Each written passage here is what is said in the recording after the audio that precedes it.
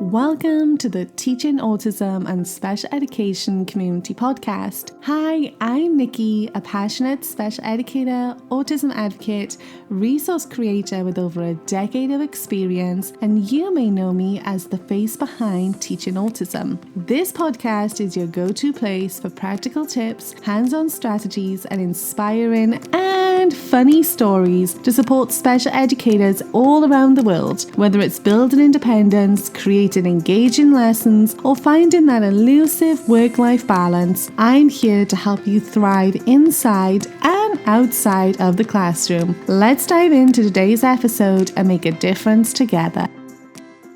Hey teacher friends, and welcome back to the Teaching Autism and Special Education podcast. So it's that time of year again.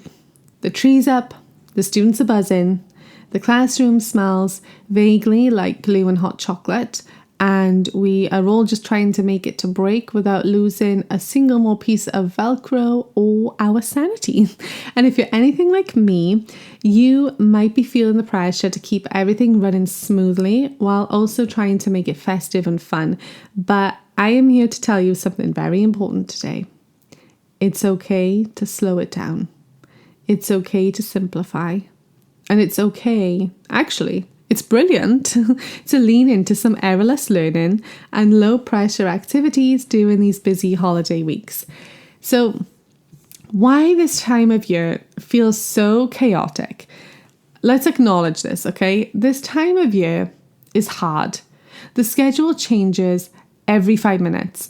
You've got themed dress-up days, visitors, sugar highs, events, sensory overload everywhere. And for our neurodivergent students who rely on predictability, that can actually be a recipe for anxiety, meltdowns, and general classroom wobbliness. So instead of trying to introduce brand new high-demand tasks right now, what our students really need is comfort through consistency and confidence through success. And this is where errorless learning comes in. So errorless learning, these are activities that are designed for students to succeed 100%. The goal isn't to test what they know, it's to help them experience success and independence without frustration. So I want you to think of it as removing opportunities for error so students can build confidence, to replace correction with celebration, to focus on engagement, not evaluation. And honestly, during the holidays, that mindset can save everyone's sanity, yours included. And this is why it works so well. So it reduces anxiety. When the world around us and our students is unpredictable, your classroom becomes a safe space where students can still feel successful. And it keeps routines steady. So you're not changing the structure, you're just adjusting the difficulty. So transitions and expectations stay consistent and it maintains learning momentum. So even if you're not teaching brand new content, your students are still practicing attention and fine motor skills and communication, all within their comfort zone. And it gives you breathing space. So you can still feel productive without having to prep elaborate lessons or assess new targets. Sometimes we just need calm but purposeful, and that's okay. So what does errorless learning look like in real life? Let's make it practical. Here are some ideas you could try right away that are low prep, festive, and guaranteed to help everyone feel successful. So for me, I love to use errorless file folders, where it's very much matching activities where there's no opportunity for students to get anything wrong. They're repetitive, they're structured, they're visual, they are perfect when maybe attention spans are feeling short, and even things like simple crafts. So, can you place these stickers onto the Christmas tree? Can you place these stickers onto the gingerbread man? Can you put white pom-poms on the snowman? Things like that. And even movement and sensory breaks as well. So keep them short and predictable and structured where you can. You could try reindeer yoga or snowflake stretching. And Errorless doesn't mean meaningless. You can still connect activities to learning goals. All you're doing is removing the stress of getting something wrong. And this is also a great time to focus on maintenance. So revisiting those previously learned skills instead of introducing new ones.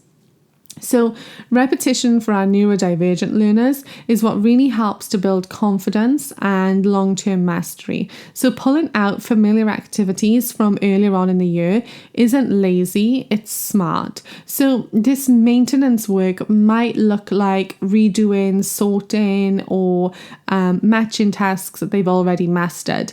Maybe it is revisiting communication boards or AAC routines. Maybe it's practicing counting, identifying colours, following directions with some new seasonal visuals.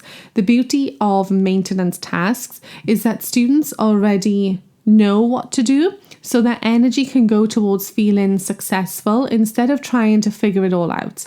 Now, I know what you're thinking, but if we're just reviewing or doing easier activities, am I actually teaching? And you absolutely are. This is the part of teaching that actually often gets overlooked. The quiet, steady consistency that helps students to feel safe. Because when they feel safe and confident, that's when they're ready to learn again when January rolls round. And guess what? You are also modeling flexibility and emotional regulation. You are showing that it's okay to slow down, to take care of yourself and your students when life gets busy. And that is very powerful teaching, because sometimes we underestimate how much students gain from the simplest activities. Even something low pressure like decorating a paper Christmas tree, or maybe making a sensory bottle, or even just a turn-taking game. All of those are still building fine motor skills, social communication, sequencing, cooperation, emotional regulation, and it looks fun and feels calm, making it a win. So before you plan next week, I want you to take a moment and ask yourself, what can I simplify? What can I repeat?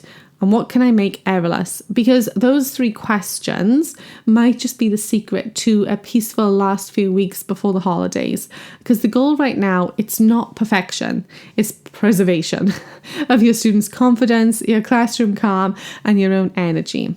So teacher friend, as you head into the home stretch before the holidays, I want you to remember that you don't need to reinvent the wheel. You do not need new materials every day. You just need activities that feel familiar, achievable and calm. And errorless learning will give your students safety and success, and it gives you permission to breathe. So put away the pressure, bring out the peaceful tasks. It's not just okay, it's probably exactly what your classroom needs right now. You're doing amazing things, and your students are so lucky to have someone who understands that success doesn't have to be loud, flashy, or Pinterest perfect. Sometimes it's just quiet, calm, and consistent. Thank you for listening, and I'll speak to you again soon.